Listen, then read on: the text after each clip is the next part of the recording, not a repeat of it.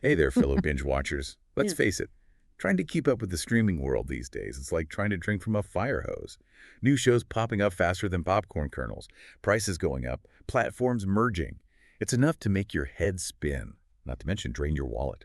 So, for today's deep dive, we're taking a closer look at the streaming wars and what's really going on behind the scenes. We're going to dissect some fascinating excerpts from an essay titled Pasted Text that breaks down the entire streaming landscape. We're talking about why you're suddenly paying more for your favorite platforms, how streaming services are fighting tooth and nail for your eyeballs, and even whether cable is secretly plotting a comeback. Yeah, it's going to be quite a journey to see how we got here. You know, I remember when I first cut the cord and dove headfirst into the streaming world. It felt like freedom. Low prices, endless content, no more cable bills. I was living the dream. But somewhere along the way, that dream started to feel a little more like a nightmare. Now I'm juggling multiple subscriptions, Yeah. and it's costing me an arm and a leg. What happened? Did I miss a memo? Well, the initial promise of streaming, Yeah. super low cost, massive libraries, the death of cable, it was definitely alluring. But as I've seen, that model wasn't exactly built for the long haul. One of the biggest factors that changed the game is original content, creating shows and movies. That can rival the big budget productions of traditional networks. It's incredibly expensive, like billions of dollars expensive. Yeah, you don't have to be a Hollywood executive Yeah. to know that those epic fantasy series and star-studded action movies don't come cheap. But how expensive are we really talking? Think about a show like House of the Dragon. That's a great example. Each episode of that show costs HBO around $20 million to produce. And when you compare that to something like The Great British Baking Show, which might cost around $500,000 per episode, you can see the huge disparity in production costs between different genres. Wow, $20 million for one episode. That's more than some entire indie films. No wonder those streaming platforms need to find ways to recoup those costs. Exactly, and that's where those price hikes come in. Platforms like Netflix and Disney Plus have both increased their prices multiple times, sometimes even within the same year. But it's not just about covering production costs. There's also this tricky thing called churn that keeps the platforms on their toes. It's basically the rate at which subscribers come and go. Oh, you mean like when I signed up for that free trial of Peacock? Yeah. Just to watch The Office, and then immediately canceled it once Yep. I finished binging the whole series. You got it. That's a perfect example of churn. And for streaming platforms, it's a double-edged sword. On the one hand, they love to see those subscriber numbers go up. But on the other hand, they're constantly battling to keep those subscribers from jumping ship. So they're spending a fortune on original content to attract new subscribers, but then those subscribers might bail as soon as they've watched the specific show they signed up for. It sounds like a recipe for even more price hikes. It definitely creates a pressure cooker environment where Mhm. platforms are constantly scrambling to create the next big hit that will keep viewers hooked. And this leads us to another fascinating aspect of the streaming wars, Hmm. the battle for exclusive content. It seems like every platform is obsessed with having those must-watch shows that you can't find anywhere else. Do you remember when Netflix originals like House of Cards and Stranger Things first came out? They were game changers. Oh, absolutely. Those shows were huge hits and really put Netflix on the map. Yeah. As a major player in the entertainment industry, it felt like everyone was talking about them. And that's precisely the kind of buzz that streaming services are after now. Everyone is trying to replicate that success. By pouring money into their own original series and movies, it's like an arms race for Yeah. eyeballs. And the weapons are exclusive content. We're even seeing bidding wars for established IPs, like when Friends moved to HBO Max and The Office landed on Peacock. Platforms are willing to shell out huge sums of money to get those beloved shows on their side. It's like they're collecting our favorite shows, like trading cards. And it's not just about acquiring old favorites. They're also going after big-name franchises and adapting popular books and video games into new series. Right. Take Disney Plus, for example. Yeah. They pulled all of their Marvel and Pixar titles from Netflix to create their own streaming empire.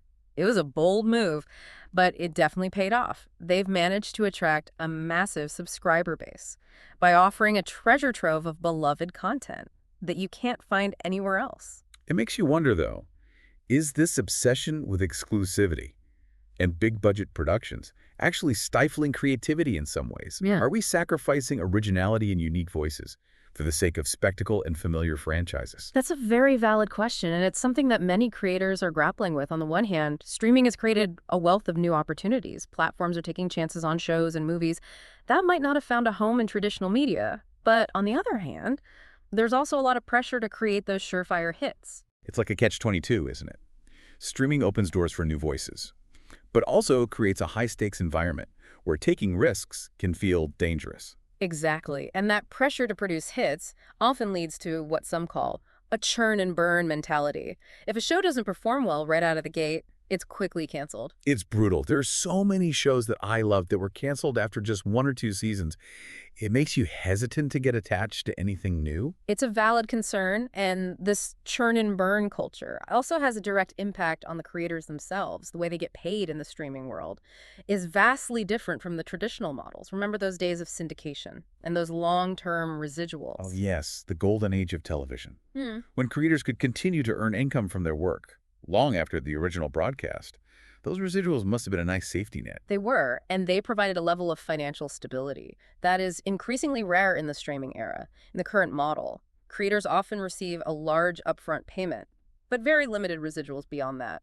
So even if their show becomes a global phenomenon and generates millions of dollars for the platform, they might not see much of that ongoing revenue.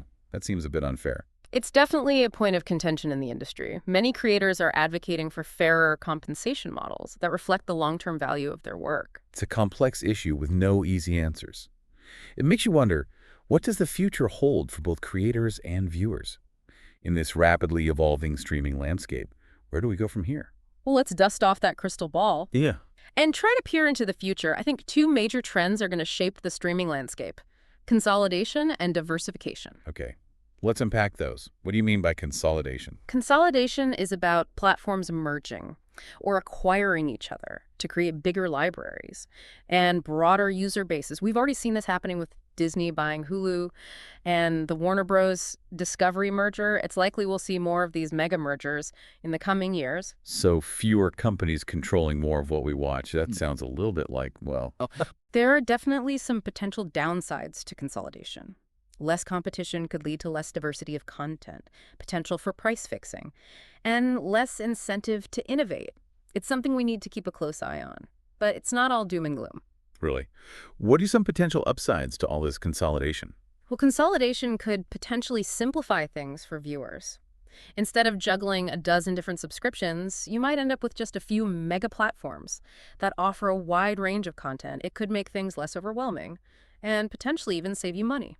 That's an interesting perspective. It's like the streaming world is coming full circle.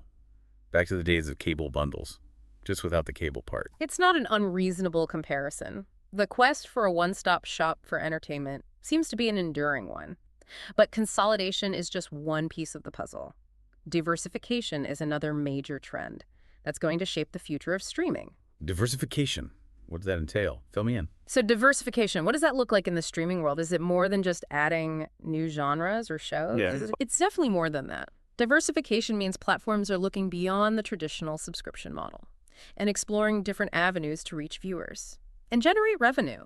Think ad-supported tiers, bundling streaming with other services like mobile phone plans, or even branching into new areas like gaming. Ah, so that's why I've been seeing so many platforms offering those cheaper ad-supported plans lately. Is that a sign that the pure subscription model is starting to crack under pressure? It's certainly a possible indicator. The streaming market is becoming increasingly saturated, and platforms are realizing that they need to appeal to a wider audience, including those who might be more price-sensitive. Ad-supported tiers allow them to reach those viewers, while still generating revenue. Makes sense. It also makes me wonder about the quality of the content. Will we start to see a noticeable difference between the ad-free premium tiers and the ad-supported versions? Will platforms invest less in creating top-tier content for the cheaper plans? That's a legitimate concern. No. It's possible that we'll see a stratification of content, with the most sought-after shows and movies reserved for the premium subscribers. But it's also possible that platforms will strive to maintain a high standard across all tiers, to avoid alienating viewers. Only time will tell how this plays out. It's like we're in this constant state of flux, and it's hard to predict what the streaming landscape will look like even a year from now. But let's bring it back to us, the viewers. What does all this mean for our viewing habits and our wallets? Well, the good news is that we have more choices than ever before. But that abundance of choice also comes with a price, literally and figuratively. It's becoming increasingly expensive to keep up with all the platforms and shows that pique our interest. You're preaching to the choir here. I'm definitely feeling the pinch of those monthly subscriptions. It's like every time I turn around, another platform is raising its prices. It's a common refrain these days, and it's not just about the cost, it's also about the time and energy it takes to sift through all the content and decide what to watch. We're in this era of peak content, but it can also feel overwhelming and exhausting. Oh, absolutely. I've definitely experienced my fair share of streaming fatigue. That feeling of being paralyzed by too many choices Mhm. and ending up just scrolling endlessly through menus Mhm. without actually watching anything. It's a real phenomenon, and it's partly fueled by those sneaky algorithms that are designed to keep us glued to our screens. They track our viewing habits and recommend shows and movies that they think we'll enjoy. It's like they know us better than we know ourselves. Mhm. But sometimes I wonder if those algorithms are trapping us in a bubble, only showing us content that aligns with our existing preferences. Are we missing out on discovering new genres and perspectives because we're being fed the same type of content over and over again? That's a valid concern. It's easy to get stuck in an echo chamber of our own tastes. That's why it's important to be an active viewer, to step outside of our comfort zone and explore different genres, filmmakers, Yeah. and perspectives. I love that advice. Be an active viewer. It's a good reminder that we have the power to shape our own viewing experiences. We don't have to be passive consumers, mindlessly scrolling through recommendations. We can be curious, adventurous, and seek out content that challenges us and expands our horizons. And speaking of challenging the status quo, I've heard whispers about cable making a comeback. Is that a real thing? Or just nostalgia for simpler times? There's definitely a segment of viewers who are rediscovering the value of cable, especially with the rising costs of streaming. And that feeling of being overwhelmed by too many options, cable bundles, despite those dreaded commercials, can still offer a wider range of content, including live sports and news, for a comparable price to multiple streaming subscriptions. It's true. You can't underestimate the power of live events, especially sports. That's one area where streaming services are still playing catch-up. So it sounds like the future of entertainment isn't going to be an either situation. It's going to be a mix of everything. Streaming, cable, maybe even some new technologies that we haven't even imagined yet. I think that's a pretty safe bet. The only constant in the entertainment industry is change, and that's what makes it so fascinating to observe and be a part of. Well, we've certainly gone deep on this topic today, haven't we?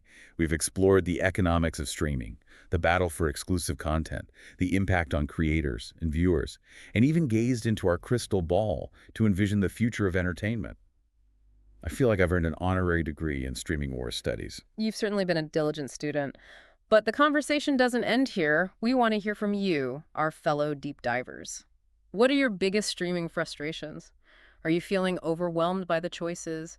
Are you worried about the rising costs? What do you think the future holds for the way we consume entertainment? Join the conversation online, share your thoughts, and help us shape the next chapter of this ever-evolving story. Because one thing is for sure, the story of how we consume entertainment is far from over. And it's a story we're all writing together. Thanks for joining us on this deep dive.